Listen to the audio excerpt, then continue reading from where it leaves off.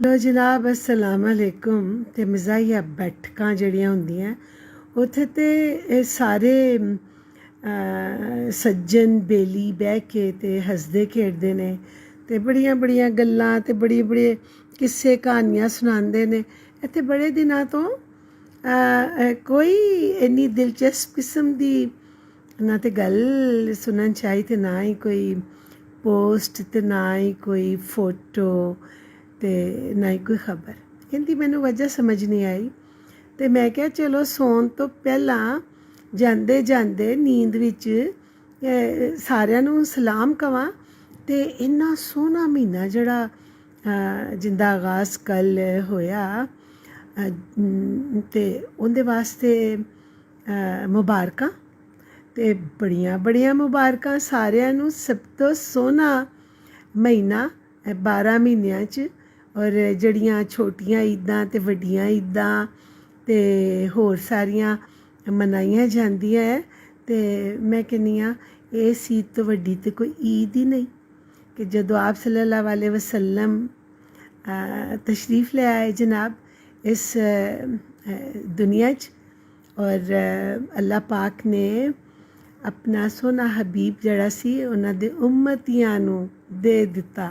उन्हां नू ये फखर ते ये मुहब्बत ते ये मान सम्मान ते ये इन्ना ज़्यादा इतमाद दे दिता कि जनाब जड़े ने अल्लाह पाक दे सोने हबीब वो सारे जड़े ने उन्हां दे नां नाल ही उन्हां दा नां लै लै के जींदे ने, उन्हां दा जिक्र कर कर के जींदे ने, उन्हां दी हदीसां दे मुताबिक उन्हां दी सुन्नतां दे मुताबिक और कोशिश करदे ने कि साड़ी जड़ी जिंदगी है असी उन्हां दे सदके थोड़ी बहुत भी अगर असी उंदे च कोई तरीका ले आवांगे ना उन्हां दे मुताबिक दा ते असी उम्मती कहलांदे आं शर्मिंदे नहीं होवांगे कि हाय आप सल्लल्लाहु अलैहि वसल्लम की कहणगे कि तू तो सारी जिंदगी जड़ी है गवाई है अपनी,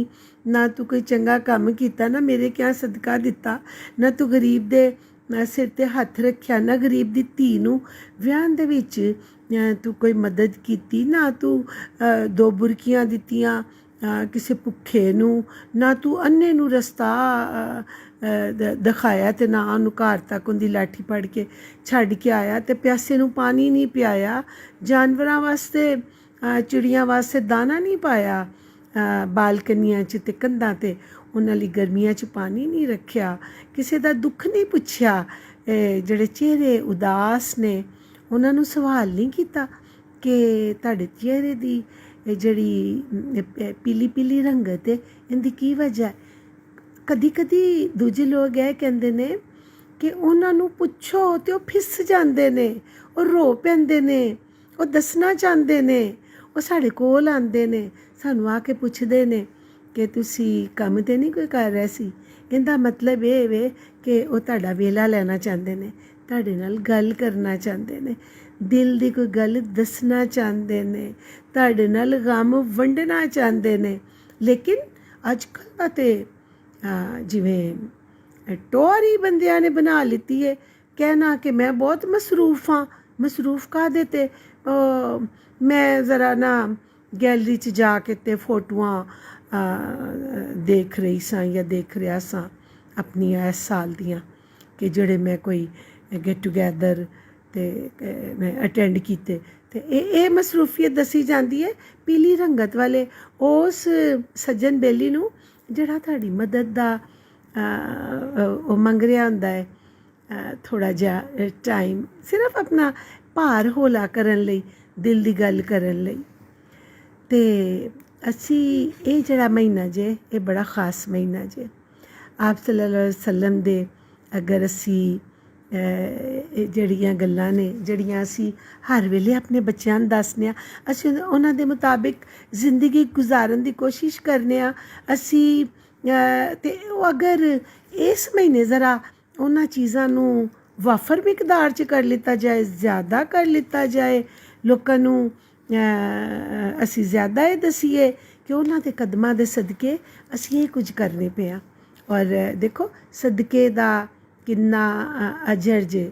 ਸਦਕਾ ਇਸਲਾਮ ਦੇ ਵਿੱਚ, ਔਰ ਆਪ ਸੱਲੱਲਾਹੁ ਅਲੈਹਿ ਵਸੱਲਮ ਨੇ ਇੱਕ ਦਫਾ ਸਾਰੇ ਬੈਠੇ ਹੋਏ ਸਨ ਤੇ ਉਹਨਾਂ ਨੇ ਕਿਹਾ ਕਿ ਜਿਹੜਾ ਜਾਨ ਦਾ ਸਦਕਾ ਹੈ ਨਾ, ਉਹ ਸਿਰਫ ਬੜੀਆਂ ਮਹਿੰਗੀਆਂ ਤੇ ਕੋਈ ਮੱਝਾਂ ਗਾਵਾਂ ਤੇ ਕੋਈ ਮੁਰਗੀਆਂ ਤੇ ਕੋਈ ਇਹ ਹੀ ਨਹੀਂ, ਇੱਕ ਖਜੂਰ ਵੀ ਸਦਕਾ ਜੇ। ਕਿਸੇ ਨੂੰ ਜੇ ਤੁਸੀਂ ਦੇ ਦਿਓ ਨਾ, ਉਹਨੂੰ ਲੋੜ ਹੈ, ਉਹ ਤੁਹਾਨੂੰ ਲੱਗ ਰਿਹਾ ਕਿ ਭੁੱਖਾ ਹੈ, ਉਹਨੇ ਨਹੀਂ ਕੁਝ ਖਾਧਾ, ਪਾਣੀ ਪਿਲਾਣਾ ਵੀ ਸਦਕਾ ਹੈ, ਦੁਆ ਦੇਣਾ ਵੀ ਸਦਕਾ ਹੈ। ਇਹ ਤੁਸੀਂ ਵੇਖੋ, ਕੋਈ ਕੰਮ ਵੀ ਕੀਤਾ ਜਾਏ ਚੰਗਾ ਤੇ ਸੋਹਣਾ, ਇਹ ਤੇ ਕਦੀ ਹੋਇਆ ਹੀ ਨਹੀਂ ਕਿ ਉਹਦਾ ਅਜਰ ਨਾ ਮਿਲੇ। ਇਹ ਤੇ ਉਹ ਗੱਲ ਹੋ ਗਈ ਨਾ, ਬੀ ਲਾਈਏ ਤੇ ਬੂਟਾ ਨਾ ਨਿਕਲੇ। ਅਸੀਂ ਬੀ ਲਾਈਏ ਤੇ ਫੁੱਲ ਨਾ ਨਿਕਲਣ, ਬੀ ਲਾਈਏ ਤੇ 2-3 ਵਰਿਆਂ ਦਾ ਹੋ ਕੇ ਬੂਟਾ ਫਲ ਦੇਣ ਲੱਗ ਪੈਂਦਾ। ਔਰ ਲੋਕੀ ਕਿੰਨਾ ਉਹਨੂੰ ਖਾਣਾ ਸ਼ੁਰੂ ਹੋ ਜਾਂਦੇ ਨੇ।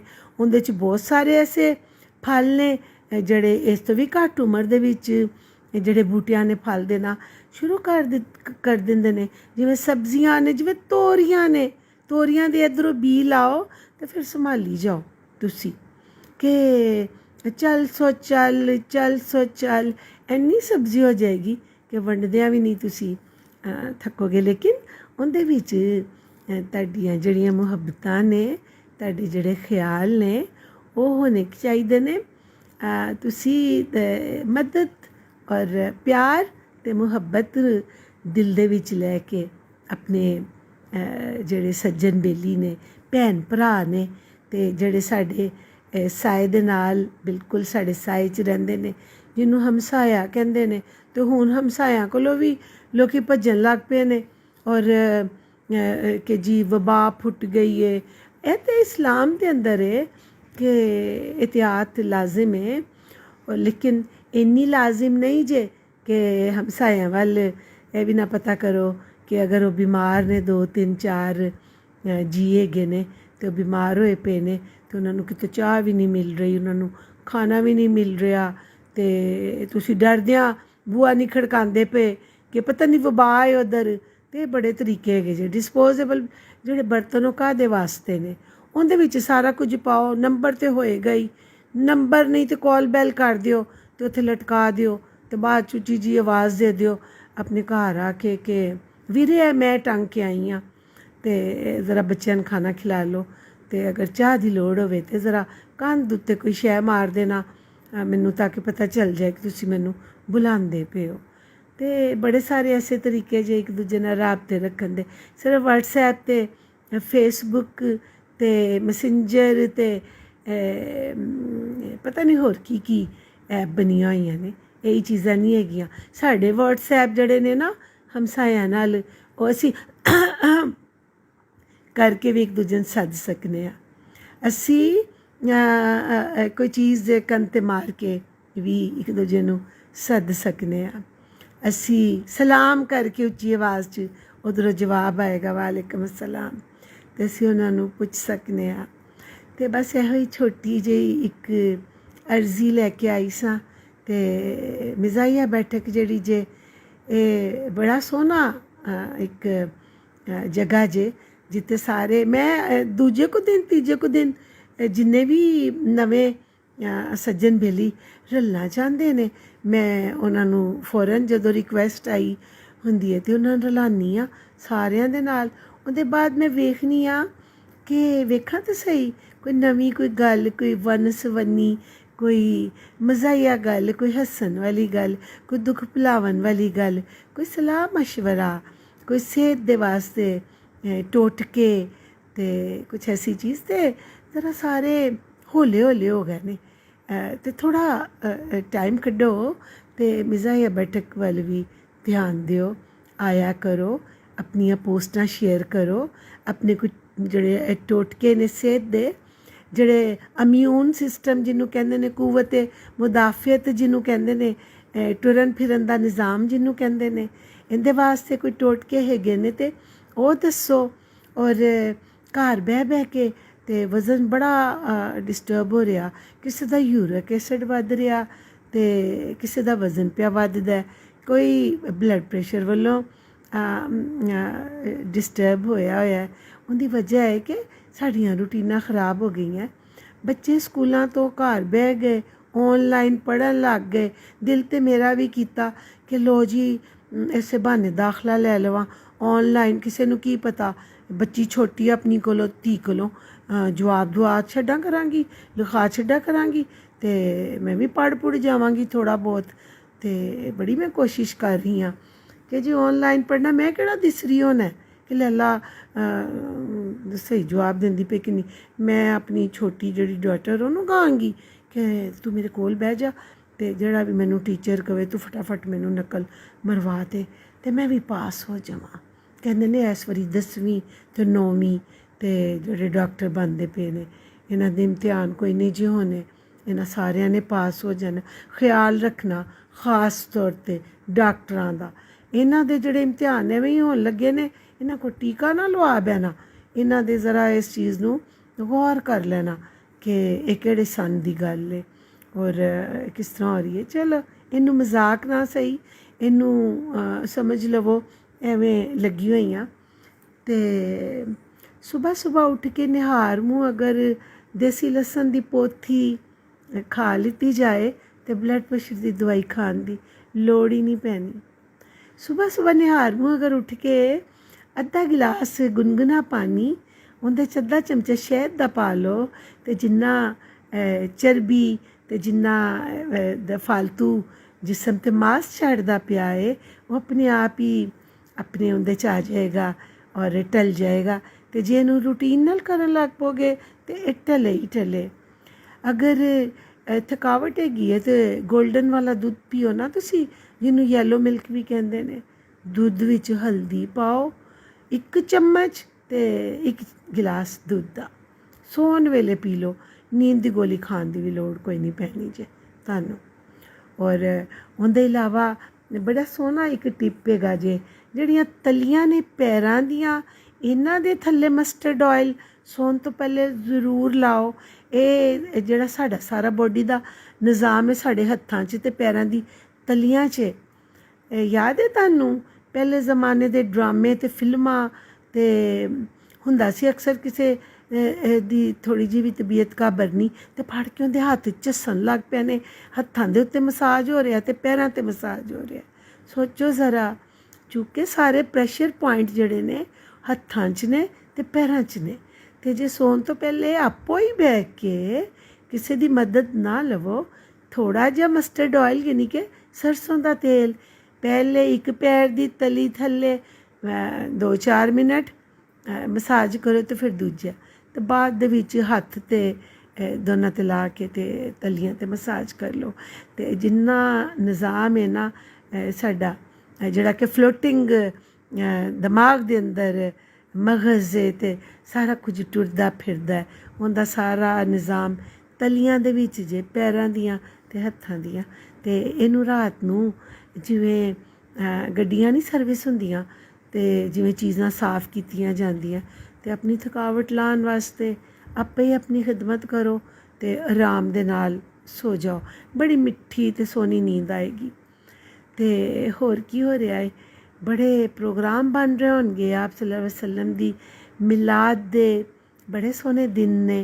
ਅਤੇ ਅੱਜ ਕੱਲ੍ਹ ਅਗਰ ਹਰ ਵੇਲੇ ਦਰੂਦ ਪੜ੍ਹਿਆ ਜਾਏ ਅਤੇ ਕਿਆ ਹੀ ਬਾਤ ਹੈ। ਅਤੇ ਕਿਉਂ ਨਾ ਅਸੀਂ ਦਰੂਦ ਪੜ੍ਹ ਕੇ ਅਤੇ ਉਹਨਾਂ ਨੂੰ ਪੇਸ਼ ਕਰਦੇ ਰਹੀਏ। ਅਸੀਂ ਸੂਰਾ ਇਖਲਾਸ ਪੜ੍ਹ ਕੇ 12 ਵਾਰੀ ਪੜ੍ਹੋ ਅਤੇ 4 ਕੁਰਾਨ ਦਾ ਪਿਆ ਮਿਲਦਾ ਜੇ ਸਵਾਬ। ਅਤੇ ਬੱਚਿਆਂ ਨੂੰ ਕਿਉਂ ਨਾ ਕਹੀਏ ਕਿ 12 ਦਫਾ ਗਿਣ ਕੇ ਪੜ੍ਹੋ ਅਤੇ ਉਹਦੇ ਬਾਅਦ ਕਹੋ ਕਿ ਰਸੂਲ ਪਾਕ ਸੱਲੱਲਾਹੁ ਅਲੈਹਿ ਵਸੱਲਮ ਤੁਹਾਡੇ ਸਦਕੇ ਜਾਈਏ, ਅਸੀਂ ਤੁਹਾਨੂੰ 4 ਕੁਰਾਨ ਪੇਸ਼ ਕੀਤੇ ਨੇ। ਅਤੇ ਇਹ ਬੱਚੇ ਰੋਜ਼ ਹੀ ਕਰੀ ਜਾਣਗੇ। ਅਤੇ ਜੇ ਬੱਚਿਆਂ ਨੂੰ ਤੁਸੀਂ ਇੱਕ ਵਾਰੀ ਕਹਿਤਾ ਤਾਂ ਬੱਚਿਆਂ ਨੇ ਪੂਰਾ ਦਿਨ ਹੀ ਪੜ੍ਹੀ ਰੱਖਣਾ। ਇੰਝ ਕਰਾਂਗੇ ਅਸੀਂ। ਅਤੇ ਇਹ ਜਿਹੜਾ ਰਹਿਮਤੁਲ ਆਲਮੀਨ ਦੇ ਦਿਨ ਨੇ, ਇਹਦੇ 'ਚ ਅਸੀਂ ਇਹਨਾਂ ਨੂੰ ਦਰੂਦ ਪਾਕ ਦਾ ਭੇਜਦੇ ਰਹੀਏ ਪੈਗਾਮ, ਅਤੇ ਨਾਲ ਹੌਲੀ ਹੌਲੀ ਦੁਆਵਾਂ ਵੀ ਮੰਗੀ ਜਾਓ। ਜਦੋਂ ਦਰੂਦ ਪੜ੍ਹੋ ਅਤੇ ਉਹਨਾਂ ਨੂੰ ਪੇਸ਼ ਕਰੋ ਅਤੇ ਫਿਰ ਹੌਲਾ ਜਿਹਾ ਉਹਨਾਂ ਨੂੰ ਆਪਣੀ ਮੁਸ਼ਕਿਲਾਂ ਵੀ ਦੱਸ ਦਿਓ।